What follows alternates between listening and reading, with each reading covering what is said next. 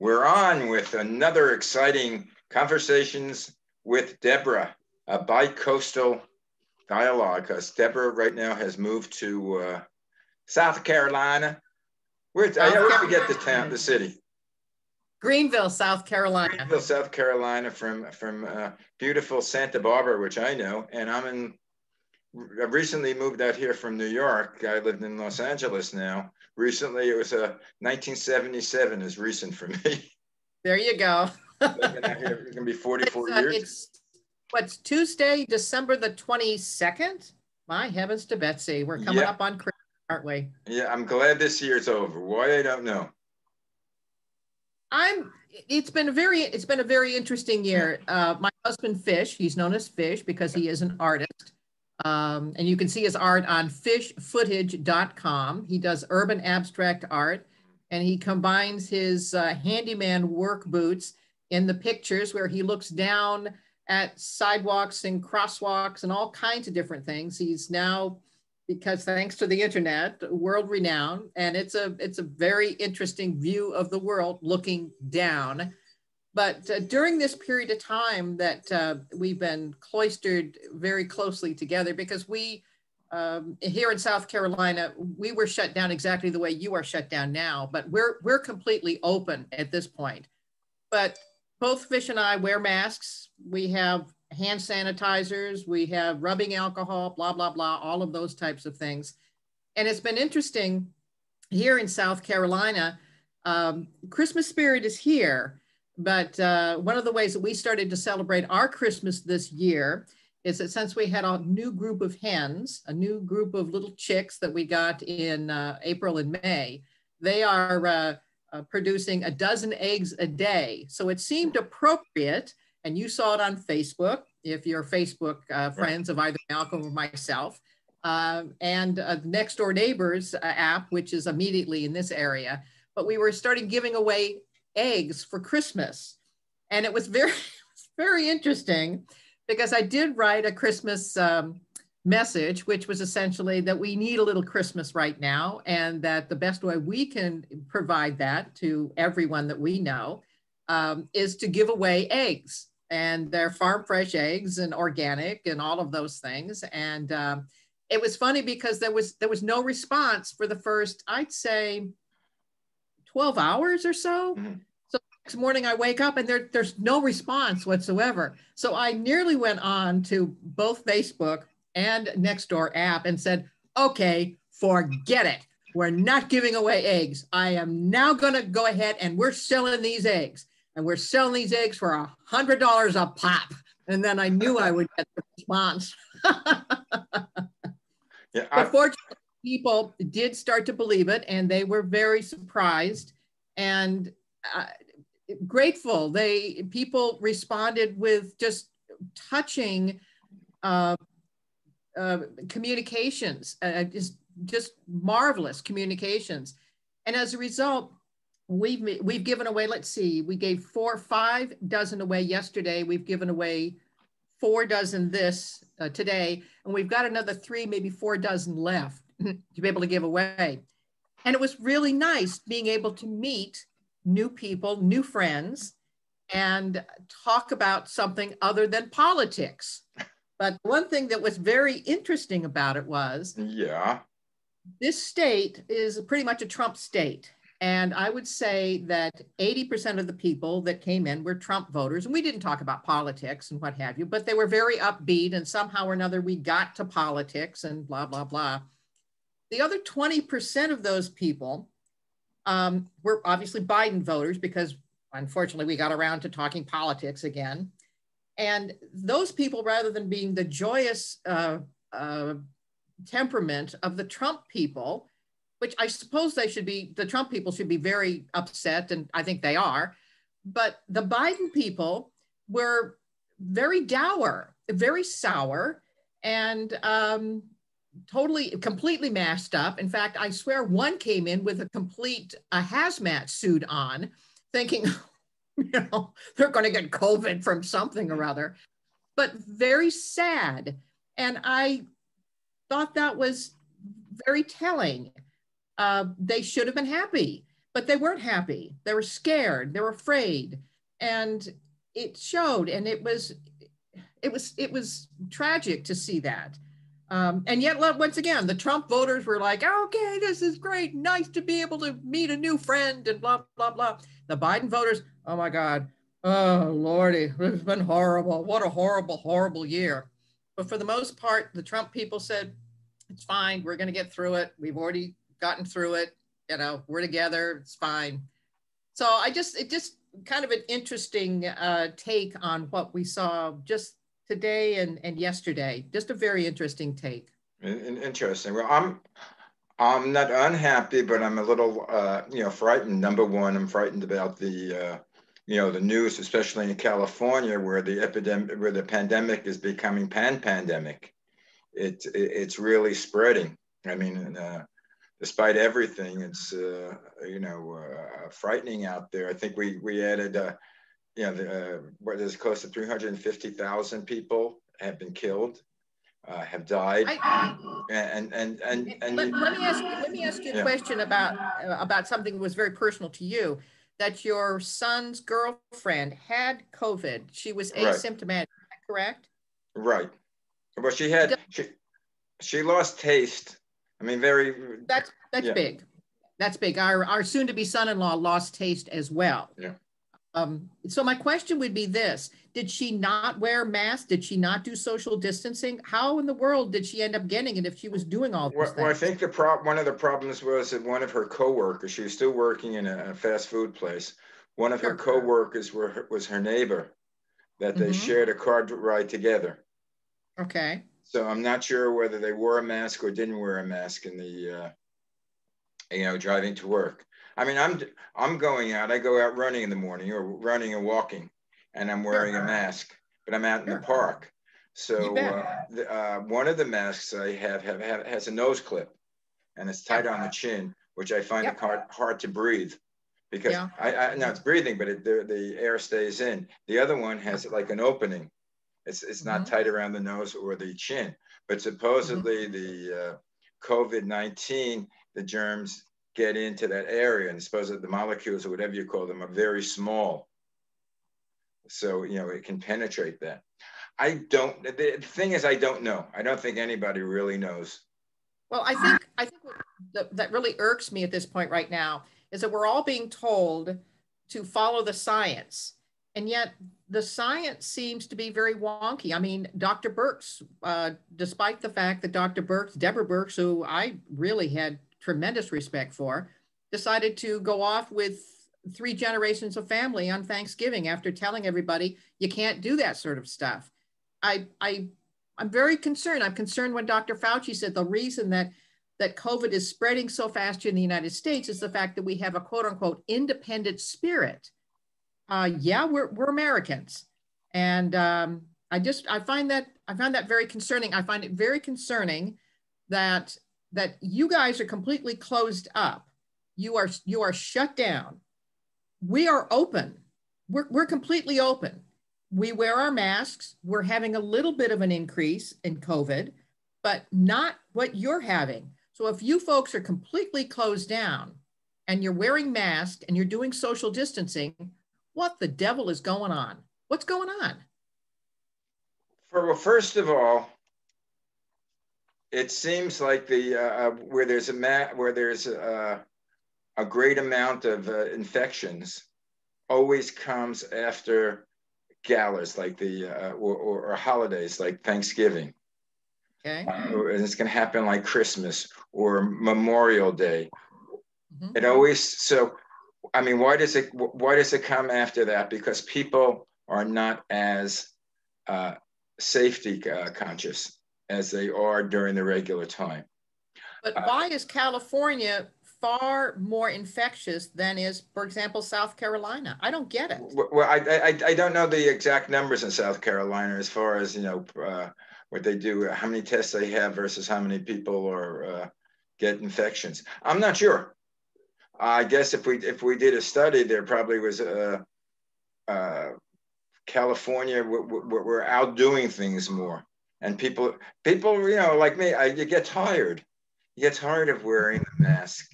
Yeah. of being safe. Even though you know it's bad, you get tired of it. Yeah, but you've got to do it, Malcolm. I mean, doing it, what but this thing is. Are you going to get the vaccine? yeah. Me too. Are you? Absolutely. Yeah. No question. No, I mean, Fauci did it this morning. No dish. The one thing I must say that really irked me is younger members of Congress, for example, AOC, getting the vaccine. Yeah. She is very unlikely to get this COVID-19, and yet is very critical of warp speed, which President Trump made sure that we got our vaccine within a year as promised. And he was able to cut the red tape. And yet, it's almost as though politicians now have become the new royalty. And that really concerns me. They're supposed to be representing us. And what they've managed to do at this point, for example, your small businesses in California, they're not going to be able to survive. Now, our small businesses here in South Carolina, they are surviving.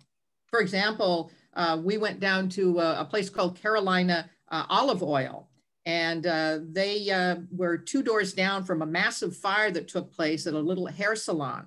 So they put the word out to everybody, please, please, we will donate 10% of the sales today if you come down and buy some of our products, and we will make sure that this money goes to help our hair salon.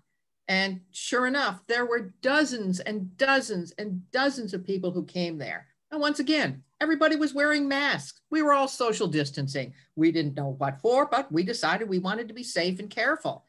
But it's that kind of feeling here in South Carolina, that caring about neighbors, caring about the community, it cuts across. And that's when you asked me about the New South. The New South now cuts across racial lines. It cuts across religious lines. It's a feeling here that they need to help neighbors, and that we're all Americans in here. And I've mentioned before, we specifically, Fish and I, my husband, wanted to live in a working class neighborhood. We didn't want, and we could certainly, look towards something else.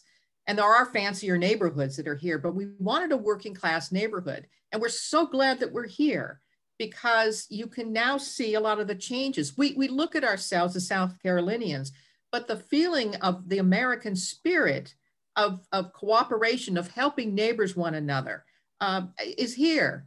And that's not what I saw in California. And that concerns me. The race baiting concerns me. We're Americans. We're not blacks. We're not whites. We're not Asians. We're not Hispanics. We're Americans. And I guess I'm very, very concerned with the race politics going on right now. We can't do that because of the color of your skin. And I understand that Biden is very happy about his cabinet nominees, but I haven't heard the fact that they are competent. I've heard the fact that they're Native Americans. I've heard the fact that they're blacks. I've heard the fact that they're women, but that doesn't talk about competence. That doesn't talk about policy. It talks about race, and it divides us. And this is a real concern to me. And Malcolm, I hope it's a concern to you. Well, for some reason, I think you've been, I don't know if you listen to all the stations or read all the news, but so far, the people that he's nominated, aside from, I'm not that concerned about the race, to tell you the truth, what they are, but they all seem to be very competent people. They all seem to have, experience in the office, and rightly so. They're more left or center, which I agree with. Once we go into the show, we can talk about the people he's nominated. But a thing that I wanted to ask you, which, and then we're going to go up politics. We're going to talk about Christmas. Do you like what he's doing as far as trying to, whether you agree with him or not, that there had, and I know you think that it was fraudulent, but do you agree with him what he's trying to do, and possibly even declaring martial law, which oh, that's fake news. That's absurd. No, but it's not, Malcolm, stop. It's not it's not a possibility. Have you ever listened to Sidney Powell? I have listened to all of it. And at this point right now, I think to say that there is no evidence of election fraud is ignoring facts. And the worry that I have at this point right now is that we're being fed a line. We're being fed a line by the news media about COVID. We're being fed a line about elections. We're being fed a line about all kinds of different things. We're not stupid. We're not dumb. But some of the politics that are going on here don't represent us and don't represent the best of America. I mean, for example, with this election situation, take out the fact that it's Trump, take out the fact that it's Biden. It doesn't make any difference. But for example, have you read, for example, this Allied Security Operations Group? This was a forensic audit. And I remind you that my late husband, Tom, and I did forensic audits because we were private investigators and we did a lot of white collar crime investigation and we did a bit of okay. What I'm saying is that there are enough instances here where all of us should be questioning the situation where you have certain software, specifically Dominion software here, that has what's called an arbitration rate of 68%, which means 68% of all of the ballots that went through it were rejected and were sent out to be hand tallied by a human being. The Federal Election Commission only allows 0.001%, which is 1 in 250,000 ballots to be quote unquote adjudicated. In many of these instances, he quotes here a 68% rejection rate. That should concern people. That should concern you. Why would there be a 68% rejection rate that would then go to a human being to make a decision as to whether it was Trump or Biden or the school, you know, the dog catcher, for heaven's sakes? I have a question. I have a question for you. Now, sure.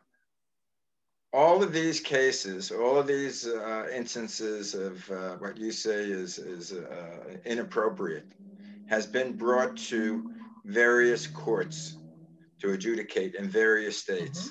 Now, every one of those courts have turned them down. Now, it's the judges in the courts, a lot of them have been appointed by Trump. A lot of the state legislatures are Republican controlled, or are Republican governors, Republican assemblies, Republican attorney generals. Why hasn't one of them said, you have a great case, Mr. Trump?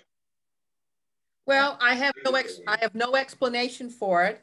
And you have to point to for example, the fact that William Barr says that there is no evidence of election fraud, of widespread election fraud. And the one in charge of that, Christopher Krebs. No, and I understand that. But Christopher Krebs, for example, was touting this situation about election fraud in an area that he is totally unqualified. In the meantime, while he's touting no election fraud, we had a massive attack by Russian or Chinese hackers got into the State Department, that got into the Federal Reserve. In the meantime, what the devil was this guy doing? Well, aside from yourself and Donald Trump, who has mentioned China?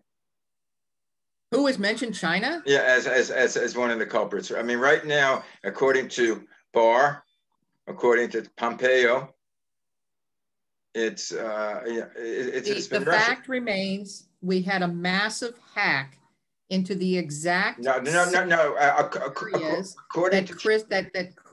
that Krebs was supposed to be in charge of. But according he decides to go on to news media and say, "Oh, this was a perfectly fine election." I mean, there's just the politics. We got to get rid of the politics. Yeah, but according to Trump, it was a minor thing blown up by the media. They didn't do anything. Everything is under control. It's not this a great attack. Anyway, let's forget about that. Let's go. When you were a young girl, where did you grow up? Yes. What's that? Did I grow up? Where did you grow up? Oh, grew up here in Los Angeles, of course. How did you celebrate Christmas? Oh, Was a Christmas tree in the house? And absolutely. Christmas tree in the house. And it was my parents kept the whole idea of Santa alive for a long period of time. And of course, being the oldest one, I was the one who was very suspicious of the fact. And my mother sat down with me at one point and said, listen, I know that you don't want to believe in Santa, but Santa is not just a person. Santa is a spirit. Santa is an idea. Santa is a philosophy. And I looked at her and I said, wait a minute, I have no idea those words you just gave me, because I was probably maybe in third or fourth grade, if that. So I had a hard time understanding that, but she said, just go with the flow. My mother was always kind of like that. But it was funny because my brother and I always had separate bedrooms, but for Christmas, we always slept in the same room. And so what my father would do was put a series of bells on the door handle. So if we tried to sneak out, he would immediately hear these bells. My brother and I would spend hours trying to figure out how to get around these bells. There was no way, absolutely no way. You would hear these bells as crash, and you would hear my father go, Deborah, get back to bed. It's not Christmas yet. did Santa Claus come on Christmas Eve? And did you open up the presents when he came, or you waited till Christmas Day? We waited until Christmas Day, but of course, for young kids, Christmas Day could start as early as 3 and 4 o'clock in the morning. Right. However, somehow or another, my mother would always manage to stuff the stockings, which she then snuck into our room prior to the bells being installed, and she would put them onto our pillows. So we would then be at least halfway happy with something, at least for an hour. I remember one Christmas, which was absolutely wonderful. Absolutely wonderful. It starts to bring tears to my eyes because I was probably maybe 8 years old, and we were opening up all of our presents, and I got an Easy Bake Oven. I got a Barbie doll. I mean, I was just in heaven, what have you. So one of the last presents, my mother said, well, there's a little gift over there. Now go back over there and see it in the back of the tree. And I went back and picked it up, and I opened it up, and I looked at it, and I said, well, what is this? And she says, well, what do you think it is? And I said, it looks like it's a dog dish. It's a dog dish. Why did I get a dog dish? And out of the room, my father pushed the cutest little black Labrador retriever you had ever seen in your entire life. I will never forget it.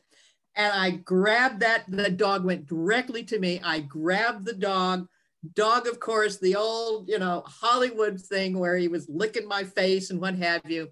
And I said, well, I'll name him Rough or something like that. And my mother said, it's a girl. It's a girl dog. And I said, okay, the dog's name is Betsy. So I named the dog Betsy. But it was a marvelous Christmas. And it taught me so much about my parents, and taught me so much about taking care of animals, which I continue to this day. We, of course, have 6 cats. They are all foundling cats. And now that we have a home, we keep them all, and quite a family here, along with the chickens. How do the cats get along with chickens? Interesting that you ask. Sylvester's our big black and white. He's our tuxedo cat, 18, 19, almost 20 pounds. He actually likes to go and help Fish, my husband, take care of the chickens and feed the chickens. He actually, when the chickens are not in the run, he will go in with Fish when we want the grain, and he'll actually follow inside in the run and check to make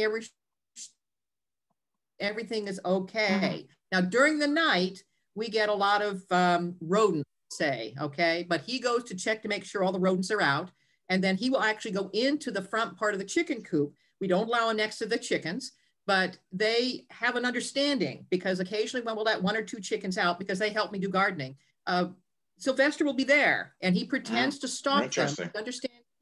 He understands clearly these are a source of revenue, because we do charge doesn't. Don't mess with the money. Don't mess with the money.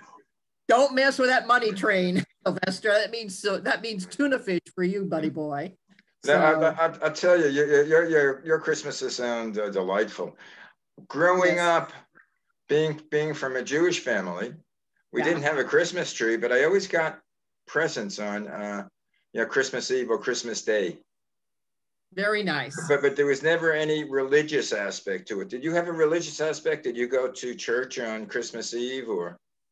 We yes and no.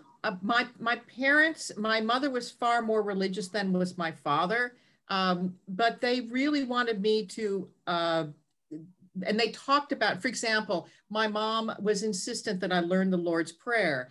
And every single night when we would go to bed, mom or dad would come in and we would be asked to recite the Lord's Prayer, which I think is very, very interesting because for a little kid, I didn't understand what the words were about, but my mother was very insistent and she wanted to have me understand values and beliefs and an understanding that there's something above and beyond just me or my family. There's something of a higher order and that I needed to answer that higher order and to be honorable and to be true and to be truthful. And it was those old-fashioned kind of ideas that, once again, my mom was very insistent. You will learn the Lord's Prayer. But Mom, we don't go to church. You will learn the Lord's Prayer. Let's go ahead and let's learn the Lord's Prayer. She also insisted that we learn the Gettysburg Address. So we had to learn the Gettysburg Address. No, honestly, it's very interesting because she was insistent that we look at those words and understand what they meant and the tradition, the American tradition with the Gettysburg Address and what it really meant. So I'm very beholden. My father was very supportive of my mother, but my mother was the very insistent one. How about you? Did you have to learn prayers? Did you go to the synagogue? Well, not obviously not Christmas Eve, but right. They say Christmas Eve was the biggest time for Chinese restaurants because all the Jewish families who didn't have a Christmas dinner or Christmas Day went to Chinese. But anyway, now I grew up, or let's say more Jewish tradition. We celebrated Hanukkah, where some people say Hanukkah who can't, but I say Hanukkah. I spell it CH versus H.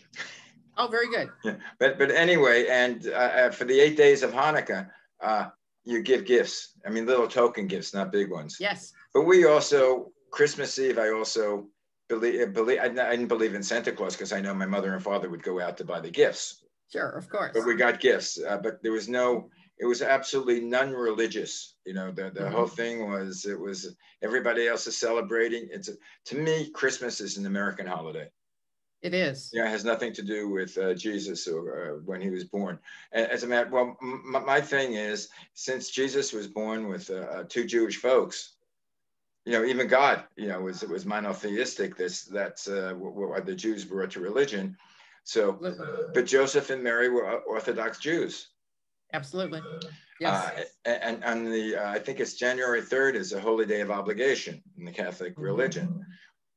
January 3rd, if you believe when Jesus was born on the 25th, was the 8th day after he was born, which in the Jewish religion, he was circumcised. There you go. So, to me, Jesus always was my cousin. But the traditions, those traditions are so, so important. And I hope we're not going to be losing those traditions. It's important to be reminded of those traditions and of the values. And I do get worried. I do get concerned. I understand when we talk about the woke mentality and what have you. But I do wish that we would maintain that certain circle of faith and that certain faith in tradition. Innovation, of course, but that of tradition as well, I think is extremely, extremely important, especially this time of year, And that's why it was so funny when we did the egg giveaway, the Christmas egg giveaway, that people were just they were surprised and they were astounded, and yet I was surprised that they were surprised. But the look of joy on people's faces, we presented them with a dozen eggs, was just wonderful, and it brightened my heart. And we all said Merry Christmas and Happy Hanukkah, because we had a number of, in fact, we're going to have a rabbi stop by tonight and pick up his dozen eggs. And it's just a feeling of being positive. Yeah, I don't think we're losing religion, but what we're doing is we're adding on, because again, the world is so small that there are religions, there are groups that are now Americans, are here, or first generations, and bring their religion with them. And their religion is just as valid as my religion or your religion, or it's religion as they believe in, and they have faith in it, and they have their own gods. And most of the religions also believe, the tenets of goodwill to all men. Absolutely. I mean, and it's funny, we had a Russian man who emigrated 1977 show up. His name is Igor. And it was funny because we were talking about religion and Russian religions and what have you. And he said, I am so happy to be here in America because I can practice my own religion. And he said, it's a marvelous melting pot. And the old adage of it being a melting pot, it is. But we all have to remember that we're Americans, and that's what's most important right now. I really do truly get concerned when the delineation now is whether you were a Biden supporter or a Trump supporter. We're Americans, and I want to make sure that we stay American. And I think to be terrorized and told by, for example, a Michigan congresswoman that Trump supporters better tread lightly because otherwise they could get hurt. I find that language, especially for our representatives, not to be in the spirit of America. Yeah, I agree with you. But there's a lot of people who will hate. I mean, there was this recently, the two judges in Michigan. I don't know if you read that story, happened to be Jewish, female judges, and they've gotten hate calls because they ruled against Trump. On both sides, but both sides are not right. The thing is, there's so many people with so many varied backgrounds here. And just naturally, the first generation, or the ones that came here, still stick a lot to their old country, still stick a lot to the way things were done. I'm, I think, second generation. My parents were born here, or my mother was born here. My father was 2 years old when he came in. All their families, their brothers and their sisters, aunts and uncles, lived within 2 miles of each other because they seemed to stay by, and it was all in Brooklyn. Now my family, if I don't, read Facebook, I don't know where the hell they are. One's in Cincinnati, I'm in Los Angeles, I'm in Florida, a few's in Chicago. They're all over. One of my first cousins married, or actually my second cousin, she married a guy from India. I married a lady from El Salvador. So it's like we're becoming international. The thing which I want to bring, the problem with this Christmas, and we're not really celebrating the way we normally do. Honor is the older cousin. So we have a big Christmas tree. Yes. And on Christmas Day, everybody comes over. Her mother and her, do a tremendous dinner. Plus people bring over other food. And they're probably like about 40, 50 people with kids. Yes. And they bring the presents under the Christmas tree. And then after we had dinner, then the kids are, sort of like, they can't wait. They're busting. Yes.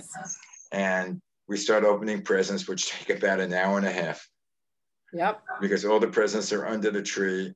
And, it looks like, with all the wrapping paper, which I look at, oh my God, what happened to ecology, and you shouldn't waste paper.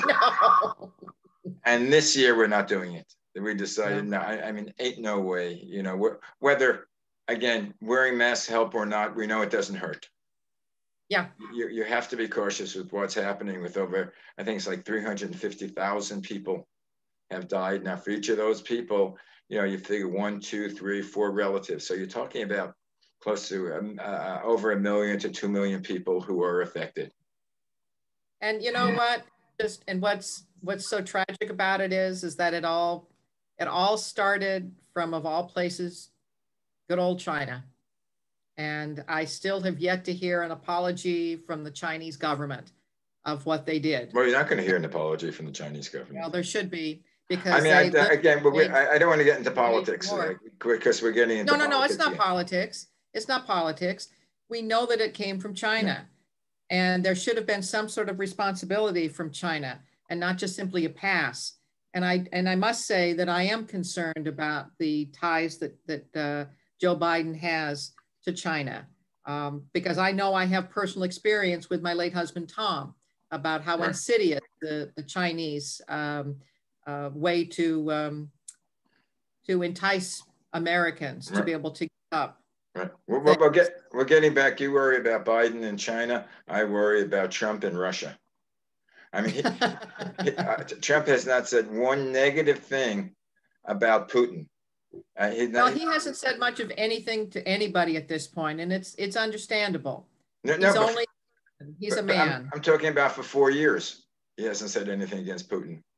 Against Putin, he's talked about Russia and then say, oh yeah, I have these tremendous sanctions against them, but not one negative thing about Putin. And he had sanctions. I prefer to look at what he did in terms of the sanctions, and he did sanctions on both China and on Russia. He also put sanctions on Turkey. And anyway, my dear, this show can go on forever, and I may not be able to exit it because I have problems with my computer. But what I say to you, Fish, and all your family, have a Merry Christmas. And I think we'll do a show tomorrow, next week again, if that's okay. That sounds good. Same time. Yeah, Merry Christmas, Happy Hanukkah. Yeah, Hanukkah's over. Now it's Merry Christmas. I don't know about the other religions. But send my love to Fish and to all your family. I will. Thank you. You as well. And enjoy. Merry Christmas. Bye-bye. Merry Christmas. Bye-bye.